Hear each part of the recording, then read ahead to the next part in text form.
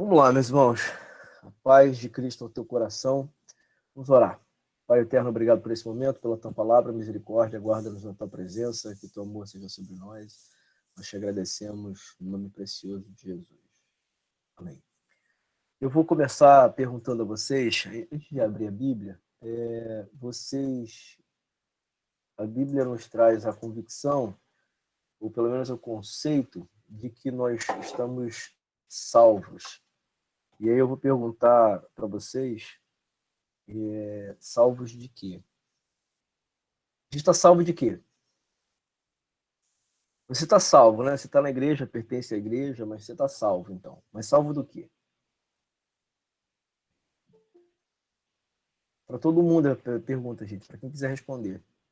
Não é para escrever, gente. Vocês estão escrevendo da condenação do mundo. Perfeito, Luciana, mas vamos lá. Essa condenação do mundo é uma condenação feita para os homens ou é uma condenação...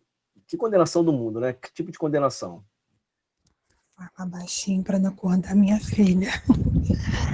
É a condenação do mundo, a condenação que veio para o homem através do pecado. Do pecado lá na frente, do pecado de Adão. Então, Deus nos salva dessa condenação que nos foi imposta pelo pecado. Então, aí seria que toda a natureza humana é automaticamente condenada. Então, o homem já nasce condenado pelo pecado, seria isso? Ele já nasce pecador ou já nasce condenado pelo pecado? Quando o homem nasce, ele já nasce condenado, Você nasceu, uma criança nasceu, ele já nasce condenado pelo pecado ou ele já nasce salvo e se torna pecador e a partir daí ele precisa da misericórdia de Deus? Essa é a pergunta. Eu acho que já nasce condenado com o pecado. Então Deus cria o homem e a partir do momento que o homem nasce, ele já nasceu condenado pelo pecado, é isso? Todo mundo concorda com isso? Eu acho que ele nasce pecador. Nasce pecador, não condenado. Eu pecador. Acho. Eu também acho. Pecador. 2-0, 2-1. Vamos lá.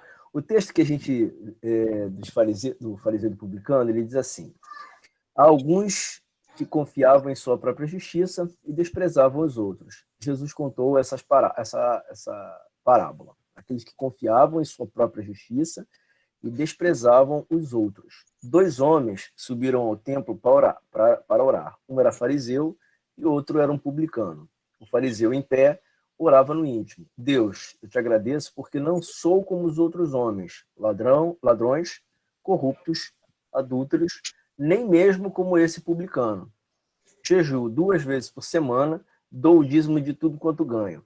Mas o publicano ficou à distância e ele nem ousava olhar para o céu, mas batendo no peito dizia: Deus, tem misericórdia de mim, porque sou um pecador. Eu lhes digo que este homem e não o outro foi para casa justificado diante de Deus, pois quem se exalta será humilhado, quem se humilha será exaltado.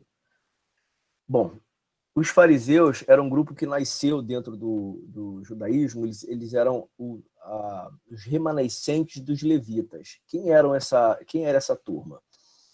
Na organização do povo judeu, muito tempo atrás, na época do Moisés ainda, o Moisés separou o povo em 2 grupos, basicamente. No grupo que serviria no templo e no grupo que estaria, não dentro do templo, porque ele não tinha construído o templo, mas dentro do tabernáculo, né? O tabernáculo, Moisés construiu um tabernáculo, e esse tabernáculo era um lugar para as pessoas buscarem a Deus. Vamos lembrar que dentro desse contexto, o mundo todo não estava inserido. Existia todo um grupo de seres humanos já habitando a nossa terra e vários povos, tá? Mas somente o povo de Israel faz uma aliança com esse Deus que seria o Deus do Abraão. Outros povos tinham outros deuses. E a semelhança desses outros deuses mais, o Moisés cria um sacrifício, uma oferta, para que fosse dada a Deus para pagar o pecado.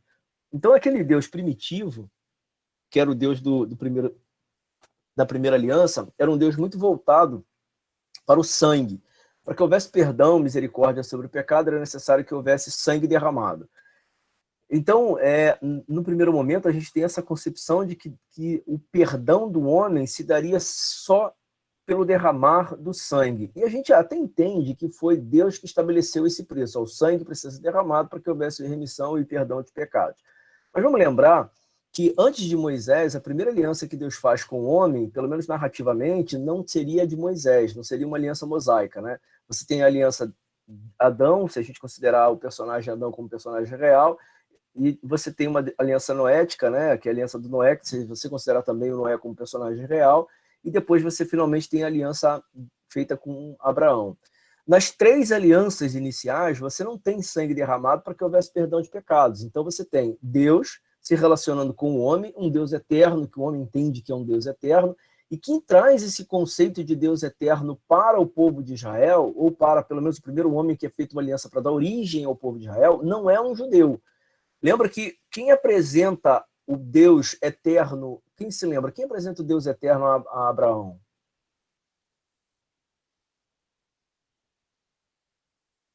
Quem apresenta o Deus eterno a Abraão, gente? Vamos lá. Como é que Abraão fica sabendo que existe um Deus que é sobre todos os deuses? Ele tem essa concepção na sua cabeça, mas quem é que apresenta esse cara para ele? Eu acho que não teve ninguém que apresentou para ele, não. Teve. Teve, o sacerdote Melquisedeque. Então, aí o Melquisedeque, quem era Melquisedeque? Verdade. Quem era Melquisedeque? Melquisedeque era sacerdote e rei de onde depois foi construído o templo. Só não estou lembrando o nome daquela região ali. Exatamente. Melquisedeque era sacerdote e rei de Salém, que depois veio se tornar a cidade de Jerusalém. Tá? E esse sacerdote diz para Abraão que ele precisaria oferecer um sacrifício.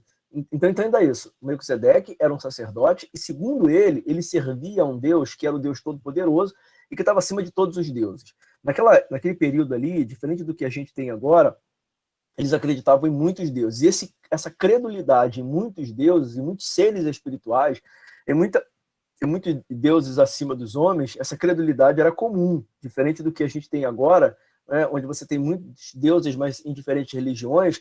Naquela época eles não tinham muitas religiões. O que eles tinham, a religião era uma concepção só de vida humana e de vários deuses acima deles. Tinham outras religiões além daquela que vai se constituir pelo judaísmo? Tinha.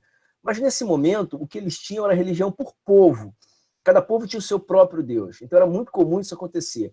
A gente não tinha os países como a gente tem agora. Isso é uma criação muito moderna, uma criação que só vai aparecer basicamente no final da Idade Média. Você tem a organização de países, né? Então, a partir do século XV, XVI, você tem a organização de países, porque até durante toda a Idade Média o que você tem são reinos muito pequenininhos e que eram basicamente cidades-estados, né? E isso é uma construção que já vem bem antiga e da época de Abraão.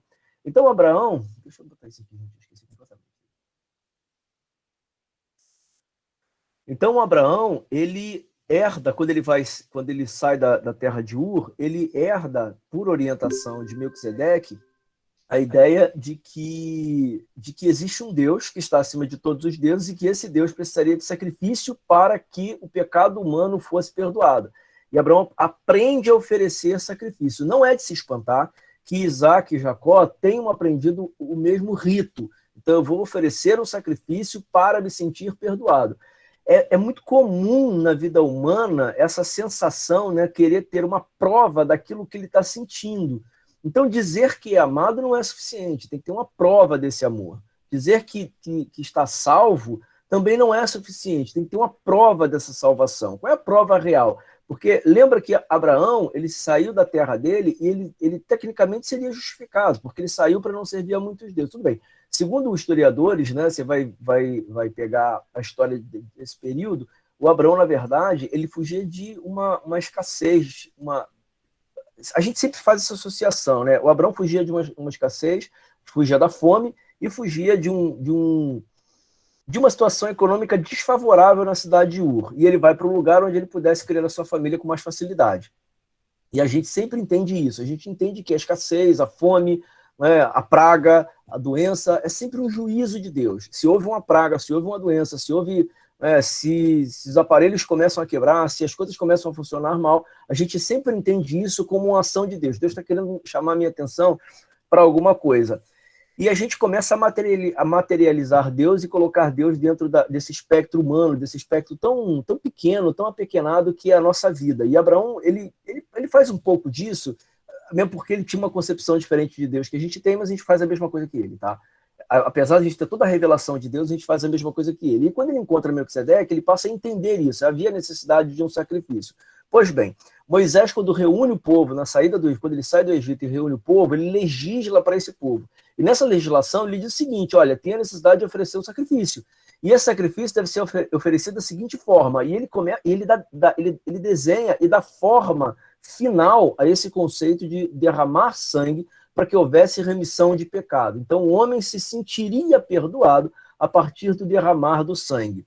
Só que tinha um grande problema nisso aí. O derramar do sangue, ainda que estipulado pela lei, ele não deveria ser feito a esmo. Então, para cada pecado, você tinha realmente um sacrifício para ser oferecido. Mas a ideia era que o homem tivesse um relacionamento com Deus num nível em que ele não precisasse oferecer sacrifício de animal. Ou seja, ele teria que viver a vida dele, tentando agradar a Deus, tentando se aproximar de Deus, e se por acaso ele cometesse pecado, ele ofereceria um sacrifício para que o seu pecado fosse perdoado. Inclusive, você tinha, ao final de cada ano, o sacerdote oferecendo primeiro um sacrifício por ele mesmo, depois um sacrifício por todo o povo, e aí você tinha a grande festa que acontecia anualmente, que era para perdão de pecados. Então, você já tinha um sacrifício anual, não precisava você toda hora oferecer um sacrifício. O problema é que isso deixou de ser uma coisa anual para ser uma coisa corriqueira. Todos os homens ofereciam um sacrifício para que seus pecados fossem perdoados. E para ser salvos, como vocês falaram, de uma condenação eterna. Então haveria, dentro do conceito judaico, não é um conceito igual ao nosso, os judeus criam e creem diferente de nós. Os judeus não acreditam que eles serão recebidos pelo Messias. O Messias judeu é um Messias político. Então, o que o judeu acredita? Que ele vai morrer, e num determinado dia, num dia da grande ressurreição, haverá um grande juízo. Então, Deus ressuscitará os mortos e trará juízo para todos os homens. E os judeus, evidentemente, serão salvos porque eles têm uma aliança. Claro, dentro da concepção judaica, os homens também que quiserem fazer aliança com Deus também serão perdoados. Mas isso é uma concepção judaica. Tá? Mas a aliança é deles. Dentro da concepção judaica, a aliança é deles. Para que houvesse a garantia de que esse pecado foi perdoado, eles criam uma classe dentro dos judeus para oferecer sacrifício pelos homens, que é a classe dos levitas. As tribos de Israel eram separadas e assentadas em terras próprias, e os levitas não. Você tinha levitas espalhados em todos os lugares. E os levitas eram homens privilegiados porque eles viviam dentro do tabernáculo. Então, eles viviam no meio do povo e iam sempre ao tabernáculo para oferecer sacrifício pelo povo. Muito bem. Depois que você tem a diáspora dos judeus, você tem a dispersão deles pelos babilônios, pela Síria, os levitas eles desaparecem. A tribo desaparece, né, que não era exatamente uma tribo assentada, mas eles desaparecem. E no lugar dos levitas nascem os fariseus. E a partir disso, você tinha os fariseus que criam na Torá, e que vocês lembram que era a Torá era a lei judaica. O que era a Torá? Judaica. Sim, era judaica, mas era o quê? O que era a Torá? Era a base que eles tinham para seguir, né? Era como se fosse a Bíblia de hoje, né? Não, tudo bem, mas que texto era a Torá? Como assim? A Torá era composta por que textos? O Pentateuco. Pelo Pentateuco. O Pentateuco? Esse é o primeiro livro, né? Exatamente. A Torá era composta pelo Pentateuco. E aí nasce a classe dos fariseus, ali dentro, nasce o grupo dos fariseus, que vocês lembram, eram aqueles meninos que eram levados ao templo, e eles começavam a aprender, aí você já tinha o templo, eles começavam a aprender a lei já a partir dos 4, 5, 6 anos. Então os fariseus eram homens profundamente conhecedores da lei. E eles eram profundamente conhecedores porque eles decoravam o Pentateuco. E tinha uma questão a mais nele. Eles criam na lei oral. A lei oral passou a ser escrita. E o que era a lei oral? Era toda a tradição judaica que nasce a partir da Torá. Então, vamos lá. Por exemplo, para eu decidir a sorte, se uma família briga, uma família está brigando por uma terra, e eles tinham que decidir a quem pertencia aquela terra, eles decidiam aquilo a partir da sorte. Então eles conversavam com os juízes, e se o juiz, o sacerdote ou a autoridade de época não soubesse como decidir aquilo, eles jogavam o purim, né? Jogavam o... Não era o purim, o nome da festa. Jogavam o... Eu vou lembrar o nome até o final da aula, eu lembro. O Sim e Tumim. Isso, muito obrigado, Thaís. Que era basicamente dado. Eles jogavam sorte para que se decidisse aquilo. Eles jogavam sorte para que se decidisse a vida humana. Então, é só para a gente entender que essa desmistificação do conceito de Deus. Deus ele está muito mais acima do que esse conceito humano que a gente desenha. Com isso, os homens eles tinham uma sensação, com todas essas regras, eles tinham uma sensação de justificação porque o sangue havia derramado. Presta atenção. Você vai dentro do templo, confessa o teu pecado, e você se sentiu mal porque fez alguma coisa. E aí você vai dentro do templo e alguém diz assim para você, você está perdoado? Você pode até acreditar, mas a sensação de perdão não é uma sensação imediata. Como é que eu estou perdoado? Por que raios eu fui perdoado?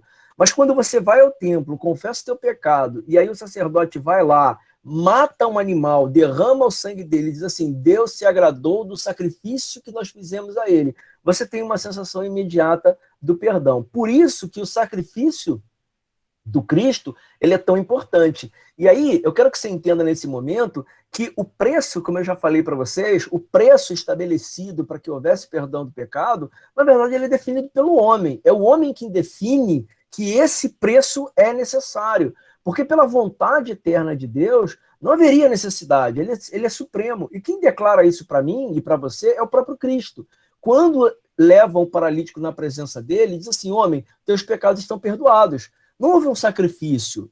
Não havia tido sacrifício nenhum. Presta muita atenção nisso. Quando Cristo declara ao homem, teus pecados estão perdoados, ele não havia morrido na cruz e não era ressurreto. Se ele tivesse dito isso depois da ressurreição, a gente podia dizer o seguinte, olha, tudo bem, ele foi ressuscitado, tá? Morreu, foi ressuscitado e agora os pecados estão perdoados. Mas não, ele diz antes. E aí alguém pode até dizer, não, mas tinha um sacrifício anual. E o sacrifício anual era oferecido exatamente para perdoar o pecado de todo mundo. Não, mais uma vez, o Cristo mostra que quem define a regra do jogo, ou seja, quem define esse preço tão alto de derramar de sangue, é o próprio homem. Somos nós, com a nossa maldade, que definimos aquilo que é pior para nós. Entenda isso. Tudo que se define de pior para a vida humana, quem define é o próprio homem. Você é quem define as coisas que são piores para a tua vida. Você é quem define que Deus vai te castigar para sempre. Então, toda vez que o homem se sente pecador, ele se percebe merecedor do juízo e do castigo de Deus. Ao invés de se perceber merecedor da misericórdia, ele se percebe merecedor do castigo e do juízo de Deus. Lembra do filho pródigo? Quando ele sai de casa, o pai não diz para ele que haveria uma sanção, não diz para ele que ele seria castigado, simplesmente não diz nada. Ele dá a parte que lhe pertence e ele vai embora. Então, nessa parábola, o que acontece com o filho pródigo quando ele quer voltar para casa? O que passa na cabeça dele? Quero voltar para casa e morar com meu pai novamente. O que passa na cabeça dele? Vamos lá, gente. Não é pergunta retórica, não. É uma pergunta para vocês responderem. O que passa na cabeça do filho pródigo ali? Se tornar um servo. Se tornar um servo. E se tornar um servo significaria o quê? Abrir mão do que ele tinha como filho, né? Abrir mão de muitas coisas. É como se ele estivesse ali, agora levando para o lado que iniciou a aula, é como se ele estivesse pagando, como se ele estivesse entregando, no caso lá tinha o sacrifício, então esse seria o sacrifício dele. Agora, a partir de agora... ele abriu mão? A partir de agora, ele abre mão de todo o direito que ele tinha, como se fosse o castigo dele. Ó, aqui está o meu sacrifício, para eu voltar a ter pelo menos o mínimo. Tá, mas o que ele abriu mão? A pergunta é, o que ele abre mão? Ele abre mão de ser filho. Sim, mas ele abre mão de ser filho e ele se torna o quê? Um servo, um escravo. Então ele abriu mão do quê? Ele abriu mão da liberdade dele, né? Exatamente. Ele abre mão do conceito mais humano que existe, que é o conceito de liberdade, para se tornar escravo. E o escravo era aquela pessoa que nem alma tinha. O escravo, dentro do conceito antigo, né, dentro das sociedades antigas, era aquele ser que não tinha alma, ele podia ser vendido. Então, para que houvesse perdão de pecado, ele abre, para que houvesse o perdão daquilo que ele se consideraria como o pecado cometido, o agravo cometido contra o pai, ele oferece a sua própria vida ou oferece a própria liberdade. Então ele abre mão da sua liberdade, abre mão da condição de filho, é tornar-se realmente um escravo. Lembra que quem define o preço não é o pai. O pai não diz para ele, olha, quando você voltar, você terá de oferecer um sacrifício, você terá que abrir mão da tua liberdade e se tornar um escravo. Então, a gente passa a entender, dentro da narração do Cristo, entenda isso nessa manhã, a gente passa a entender dentro da narração do Cristo, dentro da parábola do filho pródigo, dentro do encontro que Abraão tem com Melquisedeque, que todo preço para sacrifício foi definido pelo homem. Deus, ele aceita a condição humana e na sua infinita misericórdia, ele aceita a condição humana para que houvesse um sacrifício. Então, ter um sacrifício está dentro da psique humana. Isso é uma condição da psique humana. Nós entendemos que para cada erro que nós cometemos, a gente tem que ter um preço a ser pago para que aquilo seja perdoado. Tá? Então, a gente entende isso. Isso é uma condição nossa. Quando Deus oferece o perdão, inquestionável, irrevogável, né, não merecido, porque é importante você entender isso para você poder entender a graça misericordiosa de Deus. E a graça é um conceito tão difícil de entender e tão complexo para a gente entender, porque nós só entendemos o perdão de Deus a partir de um sacrifício. Nós não entendemos que algo seja feito de graça. Isso não cabe na mente humana. A gente nunca consegue compreender, a gente nunca consegue nos adaptar de que Deus me ama porque ama, e pronto. Não há um motivo pelo qual Deus deva me amar, além dele querer amar. Então, todo relacionamento com Deus, o tempo inteiro que Deus propõe ao homem, é um relacionamento em que não há troca. Ele se predispõe a amar o homem, a se relacionar com o homem, e não exige nada do homem, senão a sua fidelidade e amor. E essa fidelidade não é uma fidelidade para você nunca mais errar, porque ele conhece a tua natureza humana. É uma fidelidade para você viver tentando não errar, o que não é a mesma coisa que não errar. Tá? E na parábola que a gente leu, né, do fariseu e do publicano, Jesus ele faz a narração já a partir desse conceito. Veja que no versículo 9, ele diz o seguinte: há alguns que confiavam em sua própria... O que está escrito aí no teu texto? Justiça. Isso, alguns que confiavam na sua própria justiça e desprezavam a justiça dos outros. E o que significa confiar na sua própria justiça? E tudo que ela tinha, né, o que passava no conceito dela que estava certo e errado, né? É um pouco mais que isso. Confiar na minha própria justiça. O que é confiar na minha própria justiça? Se achar merecedor? Entender-se merecedor da misericórdia de Deus. Você concorda comigo que quando você, por exemplo, vai nas 70 semanas, nas 21 semanas do Daniel, né, não é do nosso Daniel não, mas quando a igreja faz aquela campanha das 21 semanas de Daniel e ora toda sexta-feira durante 21 semanas, a partir da meia-noite, às 3 da manhã, você entrou numa campanha para convencer a Deus de que você ofereceu um sacrifício valioso para ele te dar aquilo que você quer. Isso não é confiar na tua própria justiça? Quando você diz para Deus que nós agora vamos... por exemplo, dentro do conceito do jejum bíblico, para que serve o jejum? É mais como uma purificação, né, para a pessoa ela ficar fraco das coisas terrenas e dar lugar ao espírito, né? Mais ou menos algo assim, um conceito mais ou menos assim. Tenta fechar um pouco mais esse conceito, ficar fraco das coisas terrenas e dar lugar ao espírito. Ficar fraco de que coisas terrenas? E dar lugar ao espírito para quê? E que espírito é esse? É mais espírito de Deus, do espírito humano? Para que serve o jejum objetivamente? É mais ficar livre das coisas terrenas, que eu digo, a carne, né, que a parte humana tem um pouco mais de poder quando ela está forte, para nós darmos lugar ao Espírito Santo de Deus, para que ele possa habitar. É como se nós desligássemos um pouco do mundo e darmos lugar apenas, livrar de pensamentos, essas coisas, e nos direcionar às coisas de Deus, às coisas do Espírito Santo, né? Acho que é mais ou menos assim. E isso serve para quê, Vanilton? Assim, eu acho que não serve para nada, mas... Vamos lá, para que fazer jejum? Essa é a pergunta. Que serve? Assim, as pessoas acreditam, tem pessoas que precisam disso, é igual o sacrifício, que a gente sabe que não servia para nada, derramar sangue não servia para nada, mas existiam pessoas que sentiam necessidade disso. Então, tem gente que sente a necessidade, a gente sabe, assim, de um geral, de uma forma geral. O que Jesus fala sobre isso? Que há uma necessidade de fazer jejum.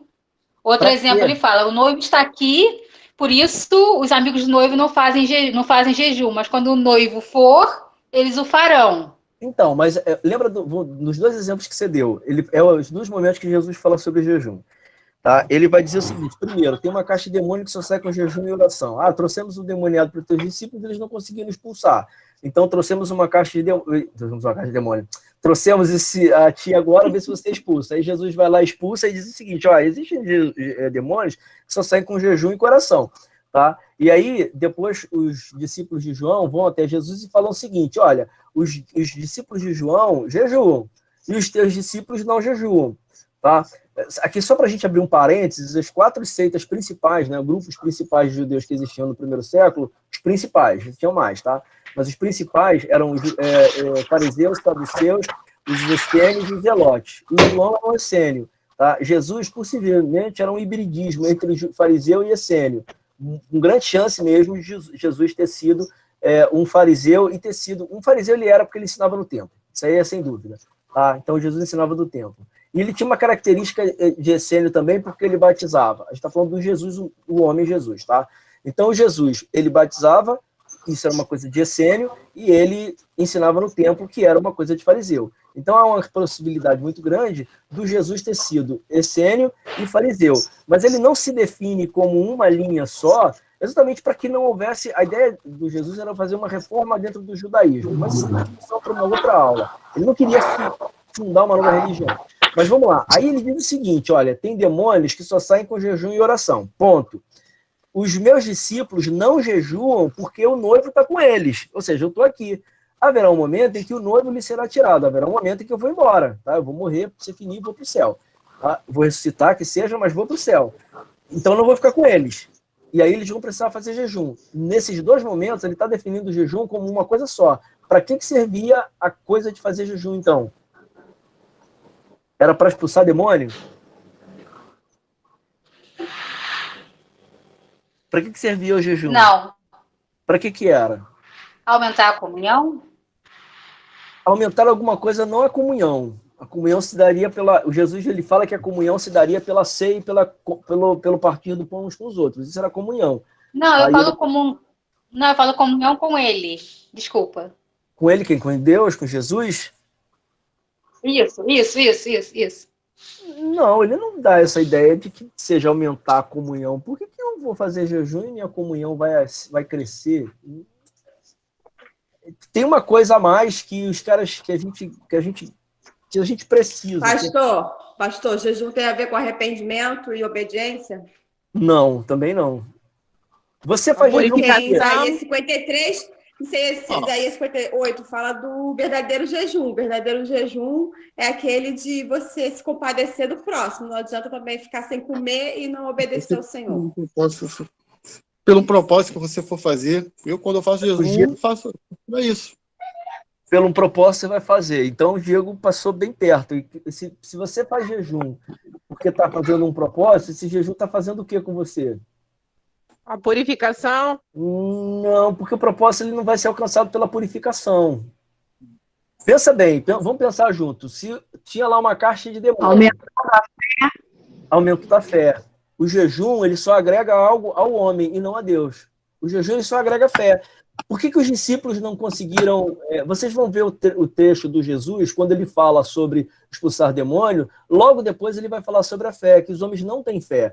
Então o jejum, mais uma vez, é um sacrifício que o homem faz que diz respeito a ele mesmo, não diz respeito a Deus.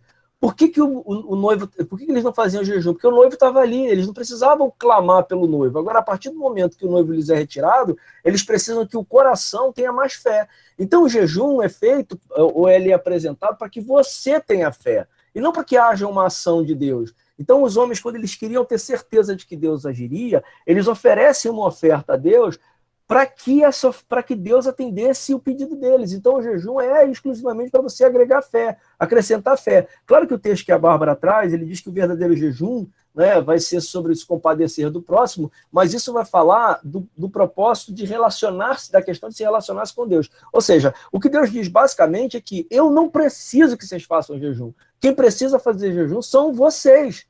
Então, a necessidade de fazer o jejum é intrinsecamente humana. O homem faz sempre, isso está dentro do escopo do comportamento humano, oferecer qualquer tipo de sacrifício para alcançar um favor misericordioso de Deus. Então, todas as vezes que o homem quer alcançar o favor de Deus, ele oferece um sacrifício. Seja esse sacrifício um sacrifício de animal, derramando seu sangue, seja esse sacrifício um jejum, seja esse sacrifício fazendo uma campanha. Lembra aí bem isso. Que diferença faz, por exemplo, você orar de madrugada e orar 2 horas da tarde? Que diferença faz? Eu vou orar aqui, por exemplo, daqui a 4 horas, vai ser que horas são agora? São 2 da tarde. Para a Thaís, que está lá na China, vão ser 2 da manhã. Que diferença faz eu orar 2 da manhã aqui, se na China são... Porque, pensa bem, o fuso horário é uma coisa tão louca que você vai dizer o seguinte, eu vou orar 4 horas da manhã porque Deus ouve melhor. Mas por que ele vai ouvir melhor? São 4 horas da manhã aqui, mas lá são 4 horas da tarde. Então não faz sentido. Então, o que eu ganho orando de madrugada? Agora caiu o conceito. Eu ouvia falar que a fila era menor agora. Não, nunca. A única coisa que eu ganho orando de madrugada é fé. Mais uma vez, eu estou agregando fé à minha oração. Então, quando eu oro de madrugada, eu estou agregando fé à minha oração. Então, percebe isso. O homem, ele sempre se aproxima de Deus. É muito difícil você se livrar disso. É muito difícil. É um exercício diário, necessário e imprescindível a todos os homens. Mas é muito difícil você se aproximar de Deus entendendo que não tem absolutamente nada. A gente até conceitualmente diz isso, mas na prática não é o que a gente faz. Então, é muito difícil eu me aproximar de Deus entendendo que não há absolutamente nada que você possa oferecer que Deus queira. Você eu vou te... eu canto bem, então eu vou oferecer, eu te prometo que eu vou te oferecer a minha voz.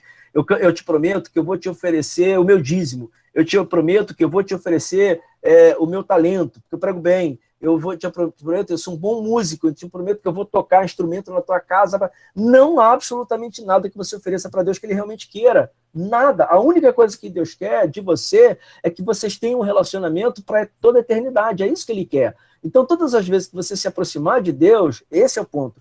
Todas as vezes que você se aproximar de Deus, não confie naquilo que você fez. Não confie no sacrifício que você fez. Porque não tem valor. Não tem valor você, por exemplo, quando as igrejas fazem, tem muita gente que me pede, tá, gente? Por exemplo, vamos fazer uma campanha aqui na igreja, vai funcionar. Eu já fiz algumas, faço, porque eu sei que isso agrega fé para as pessoas. Mas, particularmente, a mim, de verdade, eu falo com vocês de todo o coração, a mim não agrega fé nenhuma. Não agrega. Tá? Eu posso dizer aqui, sem medo, que não me agrega fé o fato de eu me reunir com a igreja toda a última sexta-feira do mês, durante todo o ano de 2021. Vamos nos reunir toda a última sexta-feira do mês para clamar pelo bairro. Isso é ruim fazer? Claro que não. Isso atrapalha alguma coisa? Claro que não. Eu tenho prejuízo quando faço isso? Claro que não. Mas também tem alguma garantia de que isso vai funcionar? Também não. A não ser pela fé que é acrescentada no teu coração. Por isso que o conhecimento da palavra é essencial para que eu perceba quem é Deus e o que Ele objetivamente quer. Aí eu posso entender que quando eu sou salvo, a gente diz o nosso conceito, dentro do nosso conceito, que a gente é salvo da condenação divina. Está certo esse conceito, que é bíblico, mas quem te condena para a eternidade é você mesmo. É você que se condena quando você não aceita uma aliança com Deus. Deus julgará os homens que não aceitaram uma aliança com Ele. Então, uma vez proposta essa aliança, uma vez proposta a aliança com Deus, você vai ser condenado não porque você não cumpriu a aliança. Você está entendendo isso? Você não vai ser condenado porque foi incapaz de cumprir a aliança, mas porque não aceitou. Não é porque não conseguiu cumprir, porque a partir do momento que você se propõe a abraçar a aliança com Deus, você se torna um cumpridor dela. Lembra que quando Jesus chama os seus discípulos, o texto é sucinto, né? É bem objetivo, e o chamamento é muito raso, mas ele cumpre o fim que se destina. Toda vez que ele chama os seus discípulos, ele diz o seguinte: olha, venham após mim, eu farei de vocês pescadores de homens. E lembra que toda a advertência que Jesus vai fazendo é contra a doutrina ruim. Toda referência que ele vai fazer, olha, cuidado com o fermento dos fariseus, né? Ouçam os fariseus, façam tudo que eles mandam, mas não façam o que eles fazem. A advertência de Jesus vai ser sempre assim: olha, cuidado com a fé que é no coração de vocês, a fé de vocês tem que ser acrescida, tem que ser agregada, a fé de vocês tem que tornar vocês um só. Então, os aconselhamentos que Jesus vai dando são aconselhamentos para pessoas que estão dentro de uma aliança. Os aconselhamentos que o Jesus apresenta para os seus discípulos são aconselhamentos de pessoas que querem andar segundo a vontade do Pai.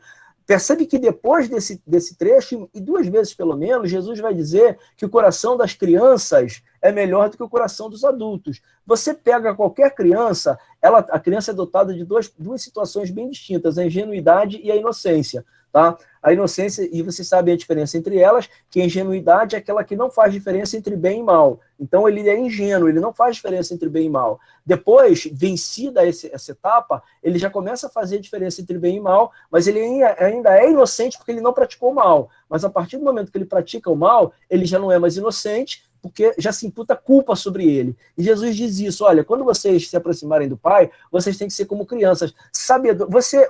O Pai, por pior que ele seja, uma criança de 4 ou 5 anos de idade, ela confia no pai, por pior que ele seja. Ele pode ser um pai troglodita, ele pode ser um pai estúpido, ele pode ser um pai grosso, ele pode ser um pai ignorante, mas uma criança de 4 ou 5 anos, ele confia no pai. Ele tem confiança no pai porque é o adulto que lhe está próximo o tempo inteiro. Agora, a partir dos 10, 12 anos de idade, ele já não confia se o pai for isso tudo. Porque na cabeça dele, ele já sabe diferenciar as coisas. Então, ele já sabe diferenciar o que é bom, o que é ruim, quem é bom, quem é mal. Um adulto, ele precisa se aproximar de Deus em total confiança. Em absoluta confiança. Eu preciso me aproximar de Deus entendendo que eu não sou merecedor da sua graça por nada. Então não há nada que você faça para Deus que lhe torne merecedor da misericórdia. Nada, nada. Então nunca se aproxime de Deus achando-se merecedor. Então entenda isso. É uma coisa bem difícil da gente praticar, mas é essencial. Quando eu me aproximo de Deus, eu não posso me aproximar como se eu fosse merecedor dessa misericórdia, mas eu tenho que ter convicção que ela está voltada para a minha vida. Convicção, ela está voltada. Por que ela está voltada? Porque a graça é um favor não merecido.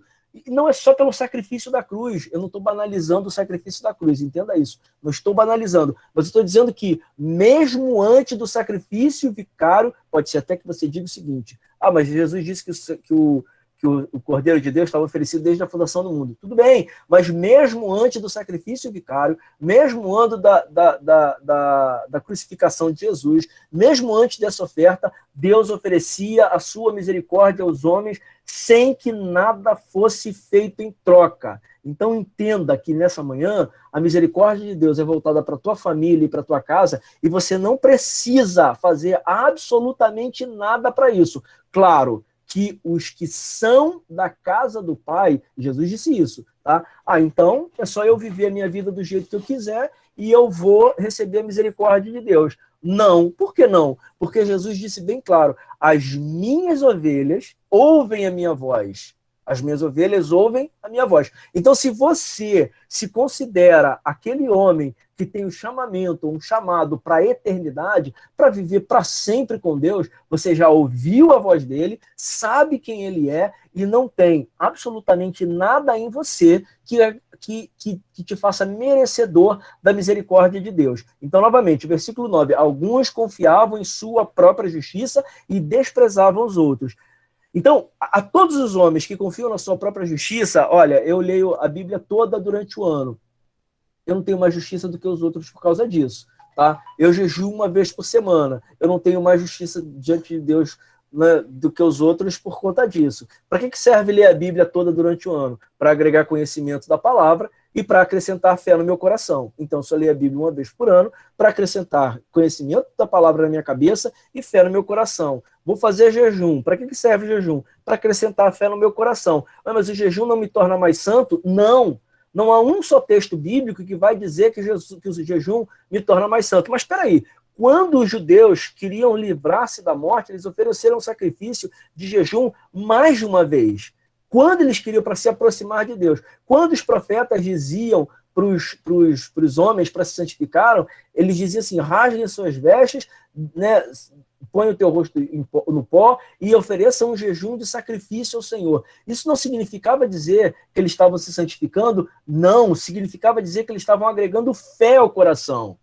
Fé, e sem fé é impossível agradar a Deus. É impossível. Então, se você não consegue ter fé, se a tua fé é pequena, não tem problema nenhum você fazer o jejum. Como o Diego falou, eu faço jejum porque eu quero alcançar alguma coisa. É importante eu entender que eu estou fazendo esse jejum para agregar fé no meu coração, porque a partir do momento que eu entendo que se eu faço jejum e eu ganhei alguma coisa, eu estou dizendo que eu estou fazendo uma troca com Deus, e não uma troca que possa ser feita. Então o jejum serve para agregar fé no teu coração. Tem gente que tem uma fé absurda, e nem cristão é. E tem cristão que tem fé nenhuma. Então é muito importante que agregue-se fé ao teu coração. Se você vai fazer isso por meio da leitura da palavra, e a leitura da palavra é essencial, e eu digo para você que se você tiver que escolher qualquer uma dessas, escolha a leitura da palavra, tá? Mas se for pela leitura da palavra, se for pelo cantar, não importa o meio pelo qual você vai alcançar essa fé para o teu coração. Mas sem fé é impossível agradar a Deus. Mas todas as vezes em que você se aproximar de Deus, não confie na tua própria justiça, porque não há absolutamente nada que você ofereça para Deus que Ele realmente queira teu. Nada, além de um relacionamento duradouro para a vida eterna. Aí a gente diz o seguinte, 2 homens subiram ao templo para orar.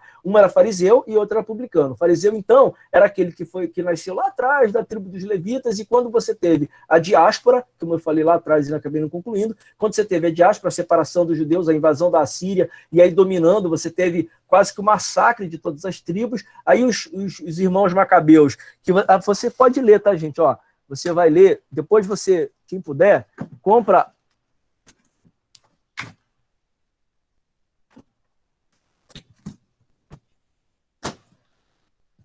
Essa Bíblia aqui é uma Bíblia católica, tá? Então, se você puder, você compra uma Bíblia católica como essa daqui e lê os livros deuterocanônicos, né? Que são pra gente, são apócrifos, mas contam uma história dos irmãos macabeus e a revolta dos macabeus, e é nesse período que você tem o nascimento dos fariseus, tá? Que eram os doutores da lei. Então, os fariseus eram profundos conhecedores da lei, nasceram nesse período. E a diferença dos fariseus para os saduceus, quem lembra a diferença desses dois grupos? Que nasceram basicamente da mesma linhagem. Qual a diferença entre os fariseus e os saduceus? Acreditar em anjos e na ressurreição. Eu acreditar em anjos é uma das diferenças, mas tem uma que é essencial ao ofício deles. Tem a ver com o ofício deles. Os fariseus, eles acreditavam na Torá e na lei oral. Eles diziam que tanto a Torá quanto a lei oral era importantíssimo para a vida religiosa. Tá? Já os saduceus, não. Eles diziam que só a Torá era importante. Que a lei oral, ela até serviria como um auxílio, como uma bengala, mas ela não tinha que ser tão considerada assim. Tá? Então era importante. E a lei oral, a tradição oral, era escrita. Tá? É engraçado a gente dizer isso, mas a tradição oral, o que era a tradição oral? Era os costumes judaicos que tinham sido agregados ao longo do tempo, né? E a partir daí eles passaram a escrever para que não se perdessem mais. Tá? E quando da popularização da escrita dentro do povo judeu é que eles passam a escrever. Mas muito bem, o fariseu ele tinha uma preponderância maior no meio deles porque ele tinha dois pontos de escrita, né? Que era a lei oral e a Torá. E aí, quando eles vão orar, o fariseu em pé, diz versículo 11, o fariseu em pé orava no íntimo, Deus, eu te agradeço porque eu não sou como os outros homens. Então ele diz o seguinte, eu não sou ladrão, eu não sou corrupto, eu não sou adúltero, e eu não sou como esse publicano que desagrada as pessoas, que quer dinheiro, eu não sou como esse publicano que incomoda o povo. E é muito comum o crente se sentir assim, Deus vai fazer isso por mim. Por que Deus vai fazer isso por mim? Porque eu estou na igreja, porque eu oro, porque eu sou uma pessoa santa, porque eu sou uma pessoa separada, porque eu sou um marido fiel, porque... Mas não tem nada, nenhuma dessas coisas. É como se a gente estivesse contando para Deus que ele é obrigado a fazer alguma coisa porque eu faço aquilo que é certo. Ora, se você faz alguma coisa que seja certa, de quem é o mérito? De quem é o mérito? É seu, não é de mais ninguém. Se você faz aquilo que é certo, o mérito é seu. Isso não tem a ver com o teu relacionamento com Deus. Em absoluto. O teu relacionamento com Deus deve ser dado a partir de um ponto chamado fé. E lembra o seguinte, a fé é algo tão essencial que das necessidades cristãs, a fé é a única que é desenhada. A fé é o fundamento das coisas que se esperam e a prova das coisas que não se veem. Então, toda vez que eu me aproximo de Deus, eu preciso não é confiar em quem eu não sou. Se eu não sou ladrão, se eu não sou adúltero, porque eu vou te falar uma coisa que parece que é horrenda de se dizer, mas não tem diferença nenhuma entre um assassino orando a Deus e eu orando a Deus. Nenhuma. Os dois são oração. A grande diferença vai ser a fé agregada no coração de cada pessoa. Lembra que na hora da salvação, Cristo ele ouve o cara que está na cruz, mas não ouve o povo que está embaixo. Porque o povo que está embaixo, podia ter gente ali que não cometesse nada, mas nenhum, que fosse gente pura, gente que fosse fiel, mas nenhum deles queria aceitá-lo como Cristo. Enquanto que o ladrão da cruz, ele faz uma declaração e aceita ele como Cristo. Então, para Deus, o que importa é a oração sincera e um coração quebrantado. Então, todas as vezes que você se aproximar de Deus, você tem que oferecer isso. E aí, ele vai falar a mesma coisa que nós falamos aqui. Ele diz ainda para Deus, jejuo 2 vezes por semana e dou dízimo de tudo quanto eu ganho. E Jesus diz que isso não tem valor, mas o publicano ficou à distância. Ele nem ousava olhar para o céu, mas batendo no peito dizia, Deus, tem misericórdia de mim, porque sou pecador. Eu lhes digo que esse homem, aquele que disse que é pecador, que não faz jejum, tá? Que não apresentou jejum nenhum, que não era um cara que era extremamente religioso, esse foi para casa justificado diante de Deus. Então o teu jejum não te santifica.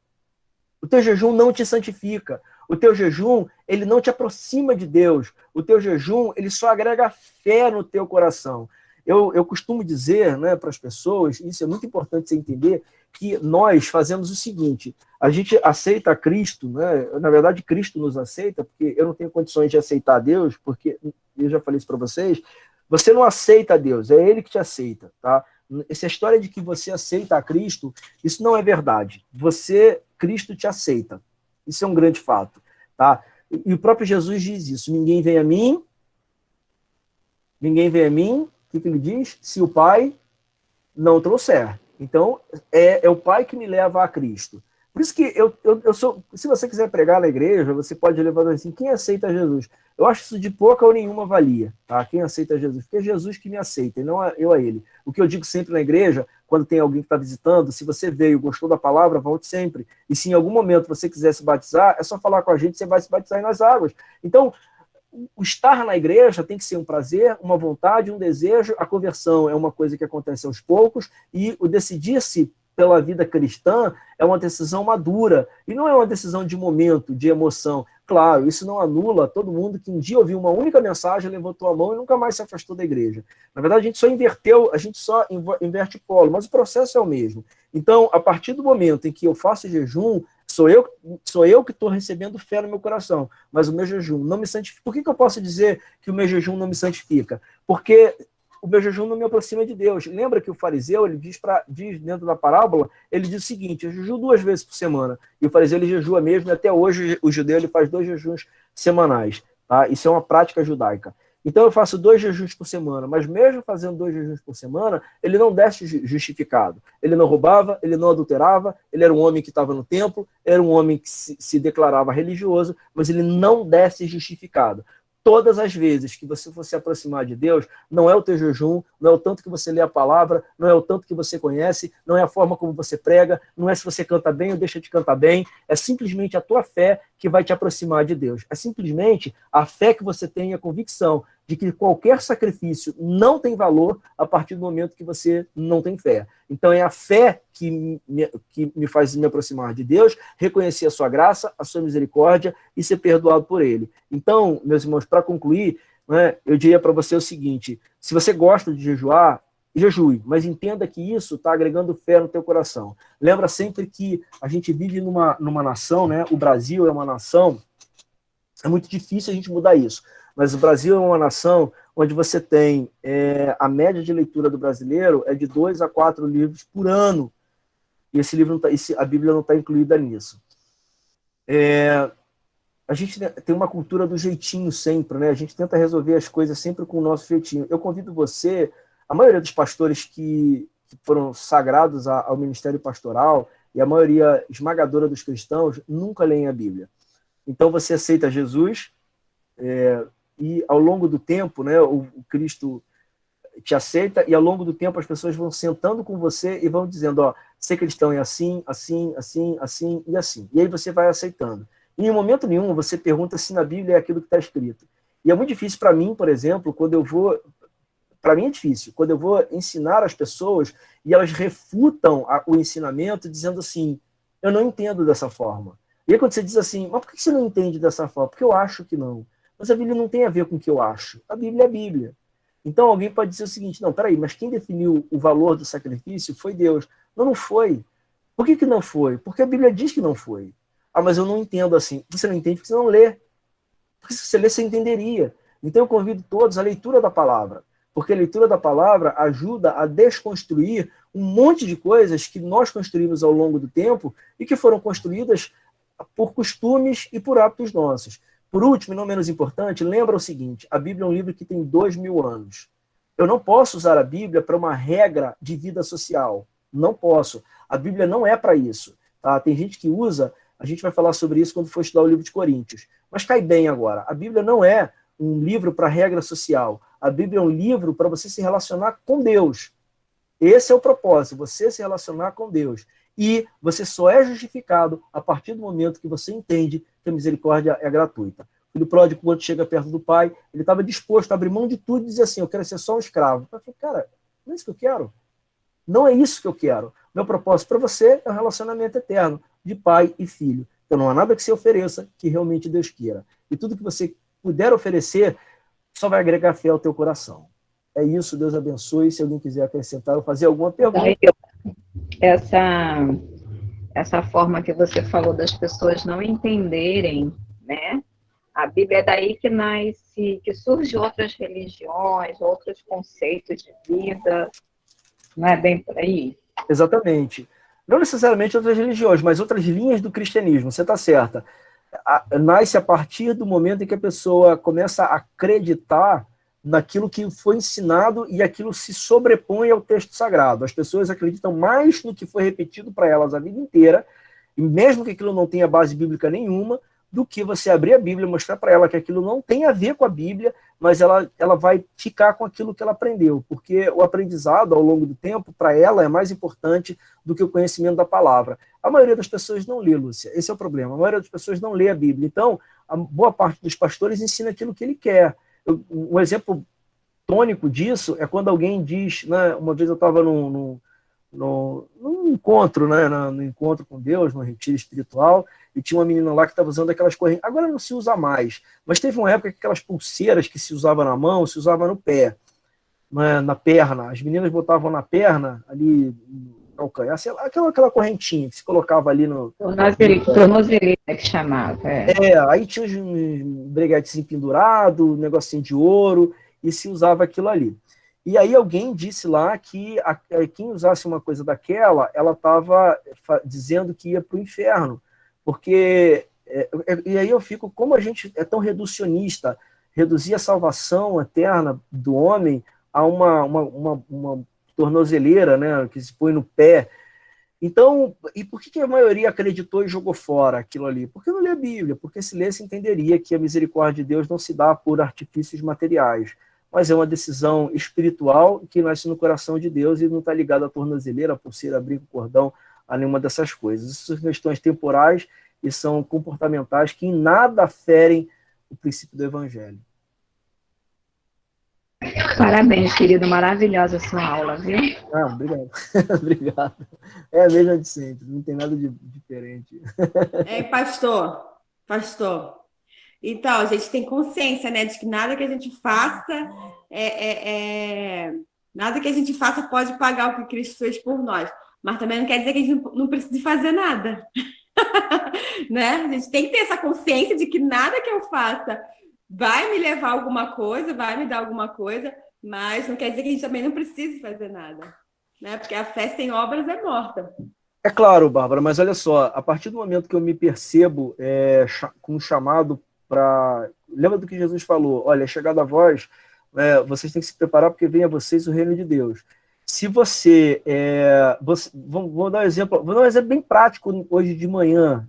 Esse exemplo vai ser muito prático. Você tem a mania de andar cuspindo no chão? Porque você não mora na China. A Thaís, que está aqui, ela pode confirmar que em alguns lugares da China as pessoas ficam cuspindo no chão. Então, eu diria o seguinte, as pessoas cospem no chão aí, Thaís, de vez em quando? De vez em quando? Todo mundo que é mais velho faz isso. E muitas das vezes casais novinhos, a namorada faz isso, eu fico, meu Deus, não! Dá até nojo de sentar no chão, né? Tudo cuspido. Então, o que acontece? É impossível sentar no chão aqui. Pois é. Então, o que acontece? Se você tem um chamado, o conceito é exatamente esse. Não tem nada que eu faça que vai me fazer receber a misericórdia e a graça de Deus. Mas se eu sou um cidadão da eternidade, eu me comporto como um cidadão da eternidade. Você entendeu? Então, a cultura, ela tem a ver com quem você é. Então, já que não tem nada que eu faça que herdar a salvação, então eu vou passar uma vida de pecado, e vou fazer tudo que eu quiser, vou pecar, vou fazer um monte de besteira. Então você não é um cidadão do céu. Você não ouviu a voz. Novamente, eu digo o que Cristo fala. As minhas ovelhas ouvem a minha voz. Quem ouve a voz do Cristo, né, quem ouve a voz... Eu não estou nem falando do Jesus humano, estou falando do Cristo. Então, quem ouve a voz de Cristo, ele age como quem ouve a voz de Cristo. E isso ele não é justificado porque ele ouve a voz de Cristo. É diferente. Ele ouve a voz de Cristo e por isso é justificado. Você entendeu? O processo é o contrário. Eu não faço boas obras porque eu sou um homem da eternidade. Mas exatamente por ser um homem da eternidade que eu faço boas obras. Eu não faço isso para ser justificado. Porque se eu parar de fazer amanhã, eu vou continuar sendo justificado. Mas como cidadão eterno, eu não conseguiria parar. Você não consegue, ninguém, objetivamente, eu ouvi essa mensagem, eu tinha uns 14, 15 anos, e a gente demora um pouco para degustá-la, né, para apreciá-la, mas ninguém que ouve a mensagem real do Cristo e aceita, olha, é muito difícil esse homem ir embora, tá? Ele vai estar sempre ali por perto, se bem que a gente tem um texto em Hebreus, capítulo de número 6, que vai dizer isso, né, aquele que uma vez convertido, mas isso é o tema para outra história. Mas, enfim, alguém tem alguma pergunta, alguma colocação? Adailton, dentro do que a Babi falou, né, a gente tem uma necessidade muito grande disso que é apresentado no texto, de entender que é melhor. Eu sempre me vejo muito melhor que o outro, né? E sempre muito merecedor do que o outro. É uma realidade, eu mereço mais do que o outro. E a religião acaba promovendo isso. E aí a desconstrução do texto bíblico é para isso. E aí eu gosto muito quando Paulo fala assim, ó, sejam completamente humildes. Essa é a fala de Jesus, e ele fala assim, a minha vontade é praticar a verdade, a justiça e a bondade. E a gente acha que a vontade de Deus é fazer um monte de obras, entendeu? E eu entendo que se resume nisso. Ó, sabe o que é a vontade de Deus? Cara, seja completamente humilde, pratique a bondade, a verdade e a justiça. Isso não é simples, tá? Isso não é simples, mas isso a gente tem que buscar.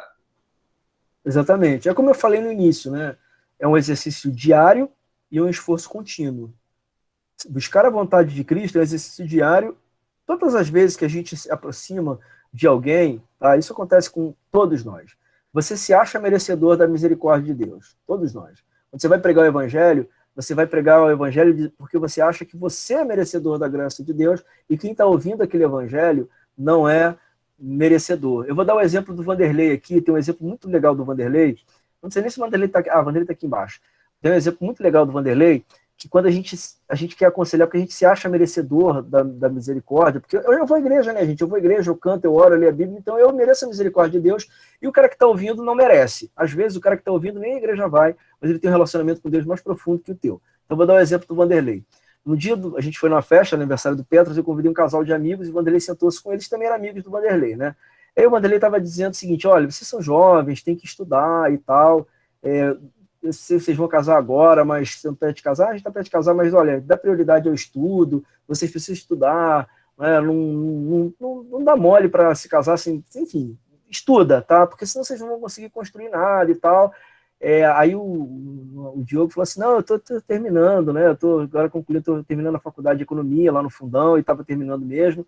E aí a Lari falou assim, então, pô, cara, perfeito, e você, Lari, tá estudando? Não, eu tô terminando meu doutorado agora, tô concluindo meu doutorado. Eu falei, então tá, né? Então, já que você tá concluindo doutorado, já que então pode casar, então casa, né? Então vai embora.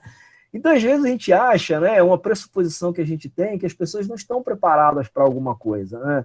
Mas é muito importante que quando eu me aproxime das pessoas, eu tenha essa consciência de que há uma chance real daquela pessoa, às vezes, tem muito mais comunhão com Deus do que eu, tá? Eu tento não desapontar as pessoas. Quando alguém vem pregar o evangelho para mim, eu não falo para ele, não, eu sou cristão, sou pastor. Não, pode pregar, filho, fica à vontade, prega, de repente ele vai dizer alguma coisa que eu quero ouvir mesmo. Então, a gente não pode se aproximar das pessoas entendendo o seguinte, eu sou merecedor da graça de Deus, porque definitivamente não, tá bom? Definitivamente todos nós, não tem nada que a gente faça para merecer essa graça, essa misericórdia de Deus. Então, quando você subir ao templo, suba como publicano. Eu sou pecador, miserável e não mereço a tua misericórdia. Mais alguém? Só lembrando de alguns tempos atrás de estudo bíblico mesmo, nós passamos pela Reforma Protestante e nós vimos pessoas que tinham, como o irmão tinha falado, que tem pessoas que não se preocupam de ler e só ouve aquilo que as pessoas falam, mas eles não procuram buscar. E antigamente, né, as pessoas tinham isso porque eles não tinham acesso. Né? Eles eram proibidos. E a partir de algumas visões, né, de Martim Lutero e algumas outras pessoas, né, que quiseram colocar essas pessoas a par de tudo que estava acontecendo, então começaram ali uma reforma para que as pessoas tivessem acesso e não comessem só o que davam para eles, mas sim que eles buscassem o alimento correto, né? Então, assim começa aquela reforma e as pessoas, a partir da vontade de alguém, né, e claro que em pontos diferentes, como nós estudamos, mas a partir disso aí as pessoas também se sentiam no dever de mostrar, como hoje nós temos pastores que tentam pregar a verdade real, mas alguns pastores não querem só ser dono da verdade, e sim eles colocam à disposição, gente, não acreditem no que eu estou falando, leiam a Bíblia, né?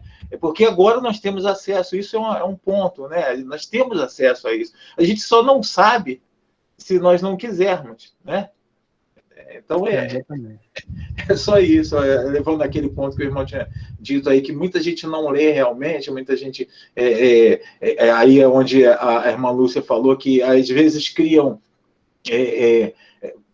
ramificações na religião ou, né, no próprio evangelho, são as falsas religiões, né? E aí, porque as pessoas não conseguem, não sabem ler, aí vão levando o texto para onde eles querem, acaba, peraí, mas eu cheguei aqui, mas eu pensei que ia para outro lugar e está aqui, o texto me trouxe até aqui, né? Então, é isso. Vamos lá, gente, passei 20 minutos do tempo de vocês, eu quero pedir perdão por esses 20 minutos, a gente tem que terminar 10h30, eu quero agradecer a presença de todo mundo, leiam a Bíblia, tá? Eu vou passar para vocês o conteúdo da próxima semana já, a gente vai falar um pouco, a gente vai dar uma introdução do o quadro de Coríntios, a gente ia falar sobre Pedro e Judas, mas eu troquei, vamos falar sobre as 2 cartas de Coríntios, porque eu já tenho a revista, né? Então fica mais fácil que ficar catando a revista. Então depois a gente fala, no próximo trimestre já vai ter acabado a pandemia, e aí a gente já vai ter com facilidade comprado a revista, tá bom? Então Deus abençoe a vida de vocês, obrigado pela presença de todo mundo, eu vou orar para a gente encerrar, vamos orar sempre pela Maria Célia, ela está no hospital, e vamos ter essa consciência de que Deus é misericordioso, tá, gente? Se aproxima dele, mas não se acha pecador quando se aproximar de Deus no sentido de, ele não vai me ouvir. Ele vai te ouvir. Ele vai te ouvir. Não importa quem você seja, o que você tenha feito, Deus sempre vai te ouvir. Porque não há nada que você possa fazer que te torne realmente santo. Mas, novamente, quem é quem é cidadão do céu, né, é um cidadão do céu e pronto, acabou, porque Jesus diz isso. As minhas ovelhas ouvem a minha voz e também ninguém vem a mim se o Pai não o trouxer. Se você chegou a ele, foi o Pai que te trouxe.